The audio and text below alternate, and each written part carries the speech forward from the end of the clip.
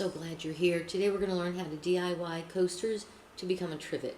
To do that we have to split SVGs. These are the supplies you're going to need. And the next thing is to learn how do I split an SVG file in Cricut Design Space. My coasters are square. They're 4 1/4 inches each. So I'm going to grab 4 squares and I'm going to put those up on the system and I'm going to bring them together. And if you highlight the squares 2 at a time, you can use the alignment to align each side so that they're fairly straight and right next to each other, but not necessarily overlapping. Once you've done that, you want to go find the picture that you want to add. In this case, I thought it would be nice to use Infusible ink pens and to do this little family rules. I'm going to change the shape of it when it comes inside the design space area. To do that, you click at the top and you unlock the SVG itself, and you need to make sure that you've changed it to a pen. And if you are using infusible inks, go ahead and select the color and that it's infusible inks. I'm using size 0.4, and with this unlocked I can then make this big enough to cover my coaster. Since each coaster is 4 1/4, I need to go and make my image 8.5 by 8.5. Now that I've done that, I need to group my 4 squares together. Not attaching, I'm just grouping them. And now I can center my image over the 4 squares, and I can use the align feature to center everything. You may want to bring it to the front if it's slid to the back, just because it's easier to see. Now that it's centered, what I need to do is I need to select each square and the image. To do that, in a MacBook, you would be using your command key, press and hold it while you click on the items on the right hand side. If you're using a PC, you're going to use the control key to do the same thing. So as you click each square and you click the image, at the bottom you're going to click slice.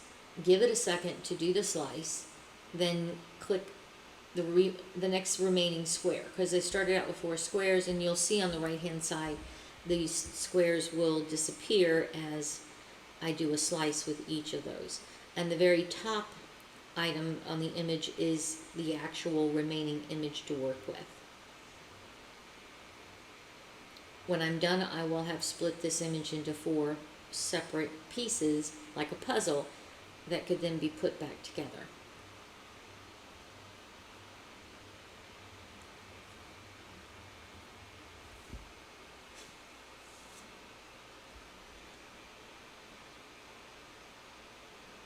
When you're finished slicing up all of the squares with the images, you're going to want to delete all of the extra pieces of material from the slicing.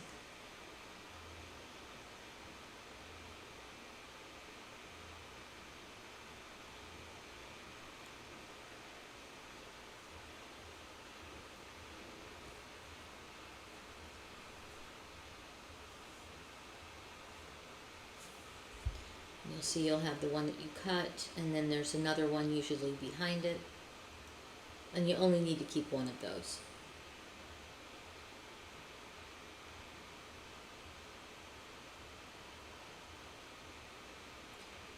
If you move it around and you realize, oh wait, I missed one of the squares, hit the undo button a couple of times, go back and get the blank square, go to the very top where there's a slice result, and slice that one more time.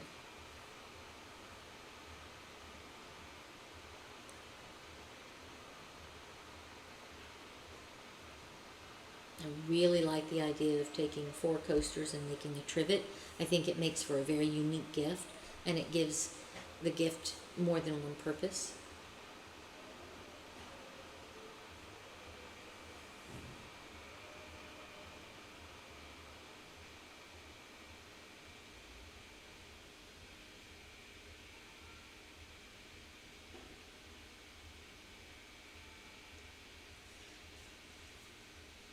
Now that we've cut the image into 4 puzzle pieces, we need to go back and recreate the 4 squares, because right now the only thing that's going to happen is the image is going to draw. It's not going to cut them out. So we're going to create 4 squares, the size of each of the other squares, which in this case is a coaster that's 4.25 inches square. Then we're going to center each puzzle piece over one of these squares, and we're going to attach them. That tells the Cricut machine, hey, draw first and then cut that square out.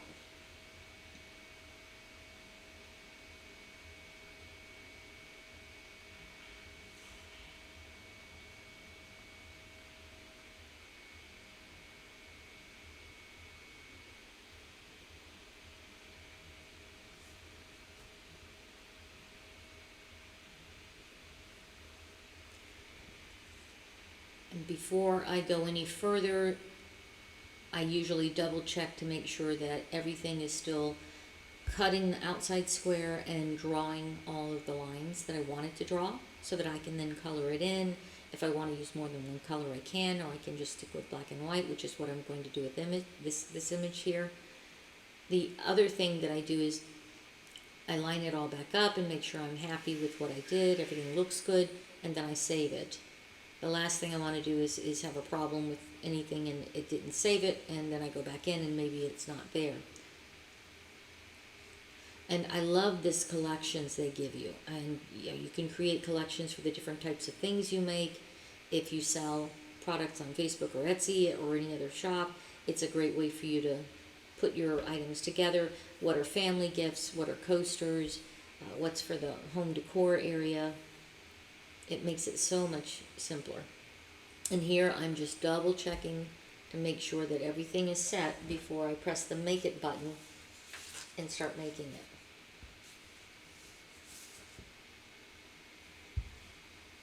it. Once I click the Make It button, I'm going to grab the 12 by 12, but I immediately have to change it to 8.5 by 11 because I'm choosing to use copy paper and infusible ink pens. I also have to make sure that the images are mirrored so that when I go to press them down, they'll all be correct.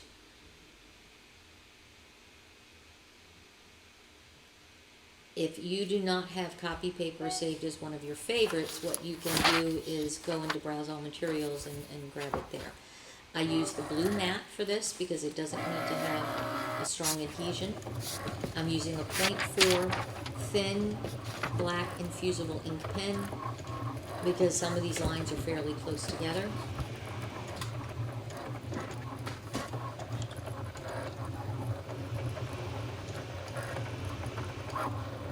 And this was a pretty complex drawing. It took quite a bit of time to complete all the drawings and to cut everything out.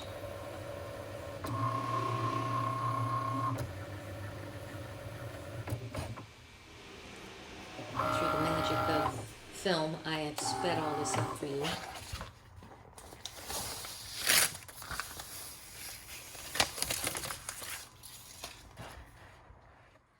Now that we've printed everything out, you can decide if you want to color these in or if you just want to do them black and white. I'm actually just going to leave these black and white. I think it's going to make a really cute design. So I'm just peeling them off of here.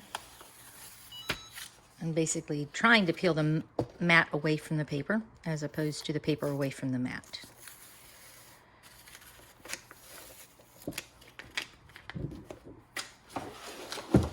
I'm going to use my Easy Press mat. It's a piece of heavy cardboard.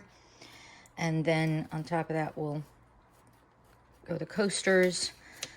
This is reversed so that when you print it, it's the correct way. So you have to mirror this.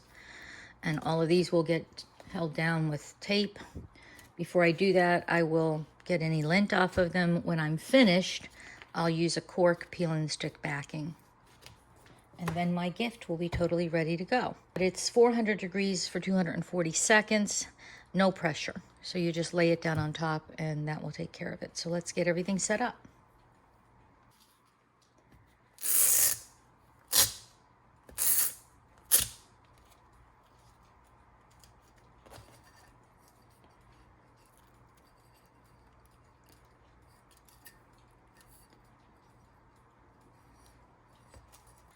I've prepped all the tiles. I've left a little bit of space between. That way I don't have to worry about any bleed happening between the tiles.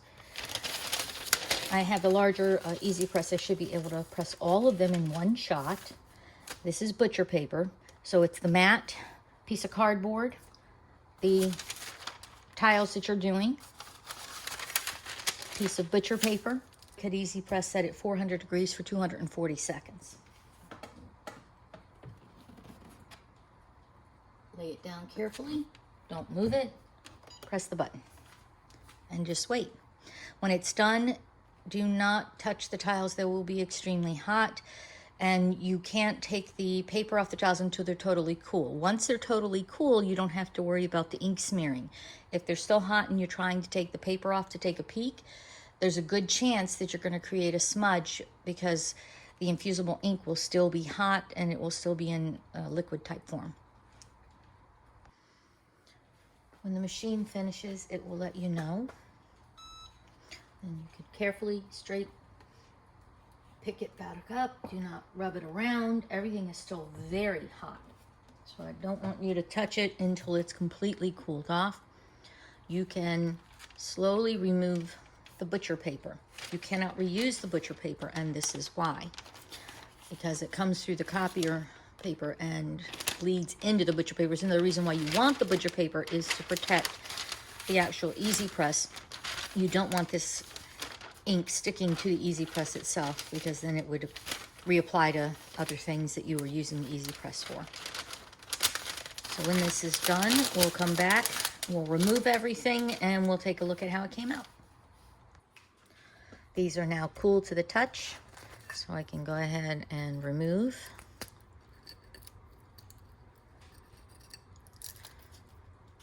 Take a look. Oh, look how cute that is. Super cute.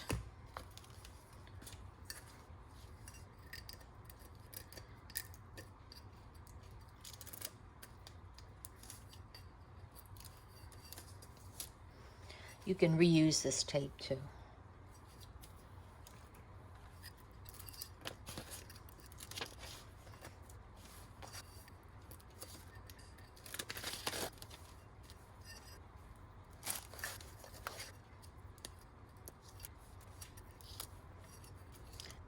Now, if the tape accidentally gets some of the ink on it, then you cannot reuse that. So you want to make sure you're looking for that and tossing those out. You don't want to use this for another project, have it heat up, and then have the ink bleed through onto the rest of it.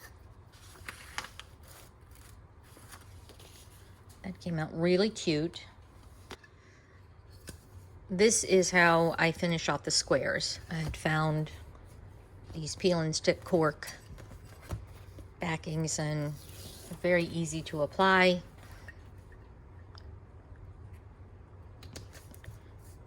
Just press them down and they're good, and then I don't have to worry about anything happening to it. And when I go to package it, it acts as a good buffer in between, so that when I go to wrap them or anything, we're all set. Another way to do it is some peel and stick rubber feet. So I usually do the rubber feet when I do the round coasters.